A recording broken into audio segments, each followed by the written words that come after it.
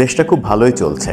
উগ্র মৌলবাদীদের হুমকির মুখে মহানগর নাট্যোৎসব স্থগিত করে দেওয়া হয়েছে। এটা নিয়ে নাট্যকর্মীদের মধ্যে ব্যাপক ক্ষোভ বিরাজ করছে। এমনও হতে পারে নাট্যকর্মীরা আন্দোলনে নামতে পারেন। হুমকি দেওয়া হলো মহানগর নাট্যোৎসব হবে না, হওয়া যাবে না, এইসব ধর্মবিরোধী ইসলাম বিরোধী কর্মকাণ্ড করা যাবে না, বাংলাদেশের মাটিতে এগুলো হবে না, সেটা স্থগিত করে দেয়া হলো, স্থগিত হয়ে গেল। এবং সরকার নিশ্চুপ, সরকার দেদারসে তার সাফল্যের গল্পগাথা বলছে। ডক্টর ইউনূস সরকার প্রতিটা খাতে ব্যর্থ হচ্ছেন, ব্যর্থতার পরিচয় দিচ্ছেন। তখন তিনি উন্নয়নের ফিরিস্তি গেলেন, বিশ্ববাসী নাকি তাকে প্রশংসা করছে। তার মানে হচ্ছে যে দেশের প্রশংসা না পেলেও তিনি বিশ্ববাসীর প্রশংসা করছেন। কিন্তু ওপেন ফিল্ডে আমরা কি দেখছি? ওপেন ফিল্ডে আমরা দেখছি যে তারা যখন গত আওয়ামী লীগ দলকে নিষিদ্ধ করার প্ল্যানিং করছে, তখন জাতিসংঘ থেকে কড়া আলটিমেটাম আসছে। জাতিসংঘ থেকে স্পষ্ট বলে দেওয়া হয়েছে সব দলকে নিয়ে নির্বাচন করতে হবে। সরকারের একজন ছাত্র উপদেষ্টা, তিনি ছাত্রদের নতুন দলের নেতৃত্ব নিতে যাচ্ছেন, নাহিদ ইসলাম তথ্য উপদেষ্টা, তিনি এবার সেটা সগর্বে একটা টেলিভিশন চ্যানেলে সাক্ষাৎকারে বলেছেন যে তিনি সময় পাচ্ছেন না, সরকারে থাকার কারণে তিনি সময় পাচ্ছেন না। এই কারণে সমন্বয়করাই সব কিছু গুছিয়ে এনেছে, সারা দেশে তারা নানাভাবে দলটাকে গুছিয়ে এনেছে। এখন আমি নেতৃত্বে যাওয়ার আগে নিশ্চয়ই আমি পদত্যাগ করব। অর্থাৎ তিনি সরকারে থেকে সব কাজ করে ফেললেন, করে যখন আনুষ্ঠানিক দলের আত্মপ্রকাশের আগের দিন হয়তো পদত্যাগ করবেন। শোনা যাচ্ছে যে 23শে ফেব্রুয়ারি তিনি পদত্যাগ করতে পারেন। বাংলাদেশটা খুব ভালোই চলছে। আমার মনে হয় বাংলাদেশটা সত্যিই ভালো চলছে। সোনার বাংলা গঠনে আর বেশি দিন দেরি নেই। যে কাজটা এর আগে কোনো সরকার করতে পারেনি, সেই কাজটা এখন ডক্টর ইউনূস সরকার খুবই ভালোভাবে করছেন। একের পর এক মৌলবাদী থাবা বাংলাদেশের উপরে আমরা লক্ষ্য করছি, যার সর্বশেষ উদাহরণ মহানগর নাট্যোৎসব বন্ধ হয়ে গেল। প্রাণের উৎসব মহানগর নাট্যোৎসব, সেই উৎসবটা হুমকির মুখে বন্ধ হয়ে গেল। কেন হুমকি দিতে হবে? এই হুমকি কারা দিচ্ছে? তাদেরকে সরকার সহযোগিতা করছে না এক অর্থে চুপ থেকে? যদি সহযোগিতা নাও করে, সরকারের মধ্যেই তাদের একটা গ্রুপ রয়েছে, এরকম আলোচনা তো চলেই। বিশেষ করে উপদেষ্টা মাহফুজ আলম, তাকে নিয়ে যথেষ্ট সন্দেহ রয়েছে, তিনি এদের দলনেতা হিসেবে সরকারে কাজ করছেন কিনা। সরকার যখন নিশ্চুপ, তখন সহজেই বোঝা যায় যে সরকারের এতে সাঁই রয়েছে। সরকার এই যে নাট্যোৎসব বন্ধ করে কি লাভ অর্জন করবে, তাদের ভাণ্ডার কি দিয়ে, কোন স্বর্ণখণ্ড দিয়ে তাদের ভাণ্ডার পরিপূর্ণ করবে, সেটা কিন্তু একটা বড় প্রশ্ন। যখন সরকার উন্নয়নের ফিরিস্তি দিচ্ছে, আজকে 26 দলের সঙ্গে নির্বাচনী ঐক্য নিয়ে, মানে সংস্কার ঐক্য নিয়ে বৈঠক করলেন প্রধান উপদেষ্টা মোহাম্মদ ইউনূস। তিনি সেখানে যে ভাষণ দিলেন, সেই ভাষণে তিনি উন্নয়নের ফিরিস্তি বললেন। এর আগে শেখ হাসিনা আমলেও শেখ হাসিনার প্রত্যেকটা ভাষণে আমরা উন্নয়নের ফিরিস্তি শুনেছি শুধু। কোথাও কোনো ব্যর্থতা এরকমটা সরকার প্রধান হিসেবে তাকে বলতে শুনিনি। ডক্টর ইউনূসও সেই ধারাবাহিকতায় ঐতিহ্যগতভাবে একই রকম ভাষণ দিতে শিখেছেন, একই রকম কথা বলতে শিখেছেন। তিনি উন্নয়নের ফিরিস্তি দিলেন এবং বিশ্বের বিভিন্ন দেশ, বিভিন্ন সরকার প্রধান তার উপরে নাকি এত বেশি মুগ্ধ যে তাদের কাছে নাকি কিছু চাওয়া লাগে না। না চাইতে তাদের সঙ্গে দেখা হলেই, কুশল বিনিময় করতেই তারা নাকি প্রথমেই বলে, তোমার কি লাগবে বলো। তো এত দেশ তাকে বলল যে তোমার কি লাগবে বলো। তো এত দেশের কোনো দেশ থেকেই এখন পর্যন্ত কিছুই অর্জন হলো না কেন, সেই প্রশ্নটা কিন্তু অনেকে তুলছেন।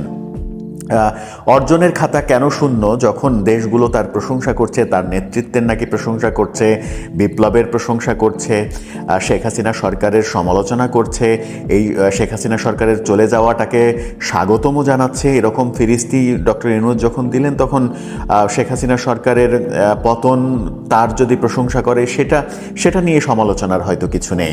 কিন্তু তাকে প্রশংসা করছেন কোন কারণে, যেখানে বাংলাদেশের সমস্ত গবেষণায় সমস্ত আলোচকরা বলছেন, সবখানে আলোচিত হচ্ছে, সামাজিক যোগাযোগ মাধ্যমে আলোচনা চলছে যে ডক্টর ইউনূস সরকার প্রতিটা খাতে ব্যর্থ হচ্ছেন, ব্যর্থতার পরিচয় দিচ্ছেন। তখন তিনি উন্নয়নের ফিরিস্তি গেলেন, বিশ্ববাসী নাকি তাকে প্রশংসা করছে। তার মানে হচ্ছে যে দেশের প্রশংসা না পেলেও তিনি বিশ্ববাসীর প্রশংসা করছেন।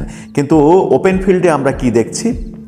ওপেন ফিল্ডে আমরা দেখছি যে তারা যখন গত আওয়ামী লীগ সরকারকে, আওয়ামী লীগ দলকে নিষিদ্ধ করার প্ল্যানিং করছে, তখন জাতিসংঘ থেকে কড়া আলটিমেটাম আসছে। জাতিসংঘ থেকে স্পষ্ট বলে দেওয়া হয়েছে সব দলকে নিয়ে নির্বাচন করতে হবে। নির্বাচন সব দলকে নিয়ে করতে হবে। এর আগের বার্তা ছিল জাতিসংঘের, সেটা হচ্ছে যে বাংলাদেশে কোনো দলকে নিষিদ্ধ করা যাবে না। অর্থাৎ সরকারের যে পরিকল্পনা, সরকারের ছাত্র উপদেষ্টাদের বিভিন্ন যে ভাষ্য, সমন্বয়করাও তো সরকারের একটা অংশ, কারণ অংশ হিসেবেই তো তারা রাজনৈতিক দল গঠন করছে সরকারের প্রত্যক্ষ মদদে। এই প্রসঙ্গে আবার অন্য প্রসঙ্গে যাওয়ার আগে এই প্রসঙ্গেই বলে নিই, সরকারের একজন ছাত্র উপদেষ্টা, তিনি ছাত্রদের নতুন দলের নেতৃত্ব নিতে যাচ্ছেন, নাহিদ ইসলাম তথ্য উপদেষ্টা। তিনি এবার সেটা সগর্বে একটা টেলিভিশন চ্যানেলে সাক্ষাৎকারে বলেছেন যে তিনি সময় পাচ্ছেন না, সরকারে থাকার কারণে তিনি সময় পাচ্ছেন না। এই কারণে সমন্বয়করাই সব কিছু গুছিয়ে এনেছে, সারা দেশে তারা নানাভাবে দলটাকে গুছিয়ে এনেছে। এখন আমি নেতৃত্বে যাব, নেতৃত্বে যাওয়ার আগে নিশ্চয়ই আমি পদত্যাগ করব। অর্থাৎ তিনি সরকারে থেকে সব কাজ করে ফেললেন, করে যখন আনুষ্ঠানিক দলের আত্মপ্রকাশ, ঠিক আত্মপ্রকাশের আগের দিন হয়তো পদত্যাগ করবেন। শোনা যাচ্ছে যে 23শে ফেব্রুয়ারি তিনি পদত্যাগ করতে পারেন, সেটা 25শে ফেব্রুয়ারিও হতে পারে। 23শে ফেব্রুয়ারি দিনটাই শোনা যাচ্ছে, সেদিন তিনি পদত্যাগ করতে পারেন এবং 25 ফেব্রুয়ারির মধ্যে দলের আত্মপ্রকাশ হতে পারে, এমনটা শোনা যাচ্ছে। এরই মাঝে একটা সংবাদ সম্মেলনও তারা করেছে। দলের বেশ কয়েকটি নাম, দলের স্লোগান কি হবে, দলের সংবিধান কি হবে, এরকম যাচাই করেছে। যাচাইগুলো আবার সেগুলো নিয়ে 8টি নাম, 8টি স্লোগান, 3টি নাম এরকম শোনা যাচ্ছে, অথবা তিনটি স্লোগান 8টি নাম, এইগুলো নিয়ে গবেষণা হচ্ছে তাদের মাঝে। কিন্তু নাহিদ ইসলাম স্পষ্টভাবে সব কিছু স্বীকার করলেন যে তিনি যাচ্ছেন, তিনি পদত্যাগ করবেন, সব কিছু করলেন। তিনি সরকারি থেকে দলটাকে গঠনের সর্বোচ্চ সহযোগিতা করলেন, যা যা দরকার সব কিছু দিলেন।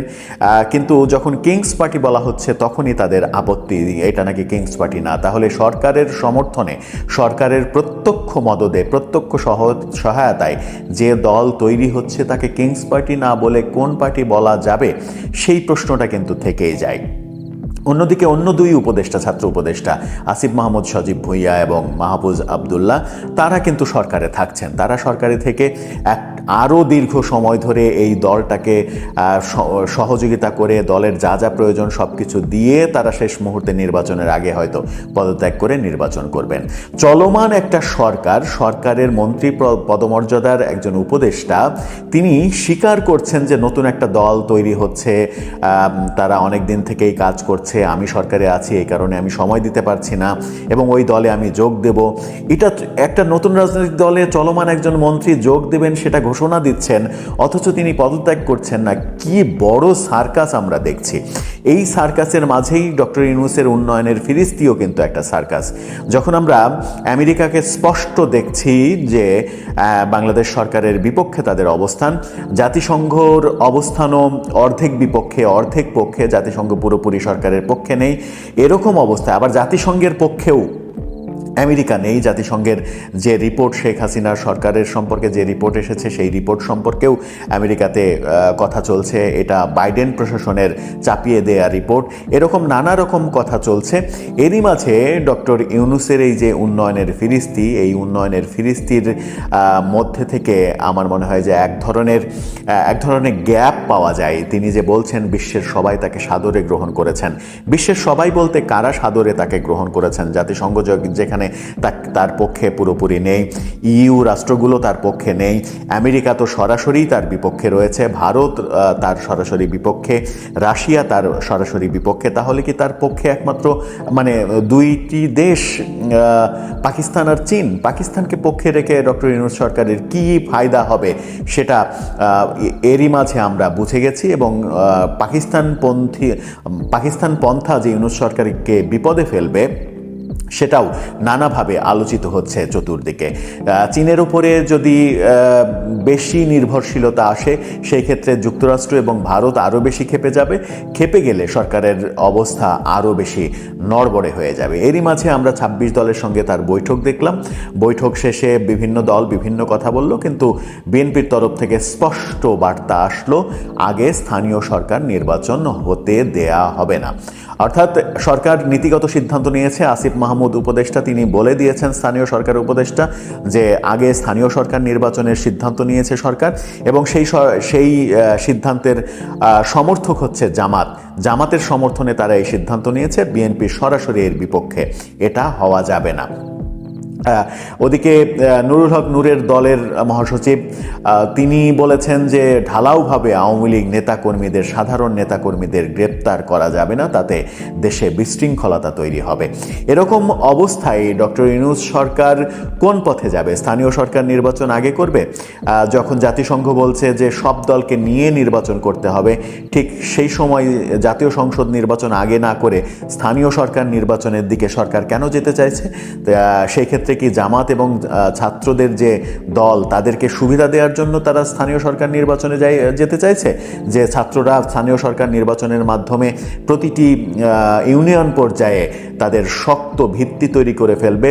শক্ত ভিত্তি তৈরি করার ফলে চেয়ারম্যান মেম্বার যাদেরকে তৈরি করা হবে, তারাই জাতীয় নির্বাচনে ছাত্রদের পক্ষে কাজ করবে। এরকম কি মিশন? এই মিশনে তারা স্থানীয় সরকার নির্বাচন আগে চাইছে?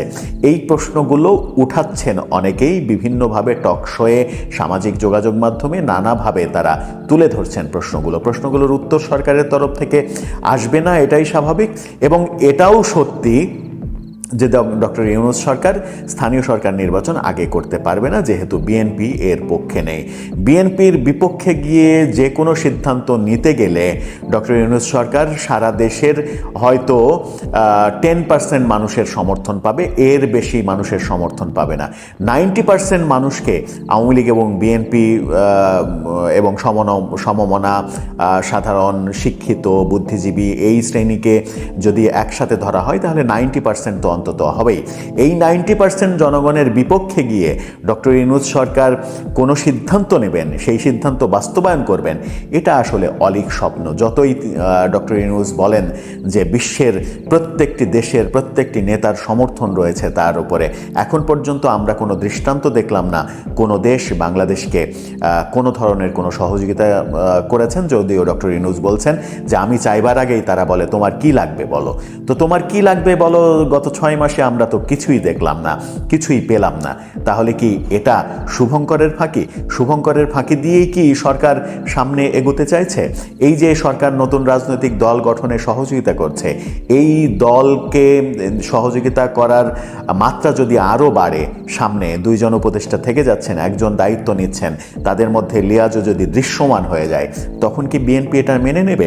এমনিতেই শোনা যাচ্ছে যে বিএনপি রোজার ঈদের পরে বিভিন্ন ইস্যু নিয়ে আন্দোলনে নামবে। এটা বিএনপির ভেতরের নীতিগত সিদ্ধান্ত, কানাঘোষা হচ্ছে এরকম সিদ্ধান্ত নাকি বিএনপি নিয়েছে। যদি সেটাই হয়, সরকার বড় ধরনের মুসিবতে পড়বে। এবং দেশে যেভাবে উগ্রপন্থী মাথাচাড়া দিয়ে উঠেছে, বইমেলায় আক্রমণের পরে এবার মহানগর নাট্য উৎসব বন্ধ হয়ে গেল, এর পরে ডক্টর ইউনূস সরকার আন্তর্জাতিক চাপ সামলাতেই হিমশিম খাবে। দর্শক, আপনার কি মনে হয় সব মিলিয়ে এই সরকার কোন পথে যাচ্ছে? কোন পথে তাদের সুবিধা, কোন পথে হাঁটলে তাদের উদ্দেশ্যগুলো পূরণ হবে?